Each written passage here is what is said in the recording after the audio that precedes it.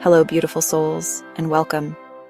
Today, we're going to talk about the Rapture, a story told with hope by some, but carried by fear for many. You've seen it in movies, read it in bestsellers, maybe heard it in church. Believers vanish, others are left behind to face chaos and tribulation. It's a powerful, dramatic image. A world divided, insiders and outsiders, the saved and the lost. For some, this brings comfort. For many, it sparks anxiety, even in children worried their loved ones could disappear. For the New World spiritual vision, we ask deeper questions. Is this the only vision? Is it the most loving? Does a belief that separates and frightens reflect the highest spiritual path? Today, we'll explore where the Rapture idea came from, who benefits from its promotion, and what more inclusive, hopeful futures we can co-create. Take a deep breath, open your heart, and let's begin. If you ask most believers where the Rapture comes from, they'll point to the Bible, especially 1 Thessalonians, being caught up in the clouds. But for nearly 18 centuries, the vast majority did not teach a secret pre-tribulation rapture. Early church fathers, reformers like Luther and Calvin, read the same verses in a different context, often as imagery for a final resurrection, not a separate hidden event. The modern rapture, as commonly taught, is remarkably new. Enter John Nelson Darby in the 1830s. He systematized a two-stage return and a dispensational timeline, then carried it to a receptive America.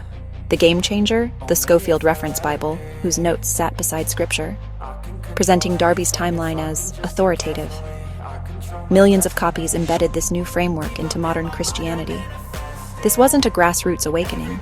It was a top-down dissemination that turned one interpretation into an unquestioned truth.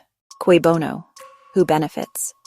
Fear can sustain urgency and control. End times preaching can lock in loyalty and dependence, defining an in-group as specially chosen. It's comforting to feel secure, but fragile when built on exclusion. There's an economy here.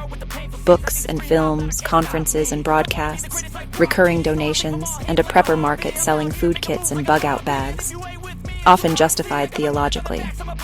Preparedness is wise. Selling fear is profitable. The threat must stay imminent to keep the engine running. So we ask again, does this belief build bridges or walls? Does it inspire love of all neighbors or label some left behind? Real spirituality calls us to co-create a better world, not wait for a cosmic escape.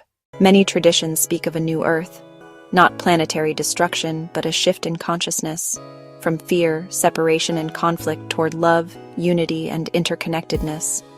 The second coming can be the awakening of divine consciousness within us all. Inclusive spirituality sees the divine in everyone. Our prayer shifts from "save me" to "how can I serve?" We don't abandon our traditions. We hold them with love while honoring others' paths. This is the foundation of true peace. Ultimately, your spiritual journey is yours. You are a sovereign soul with intuition, reason, and an open heart. Choose growth over fear. Believe in a good future, and live as if it were already so. Practice radical kindness. See the divine in your neighbor. Heal your corner of the world. Thank you for joining me on this journey. I would love to hear your thoughts. What has been your experience with this teaching, and what vision for the future inspires you?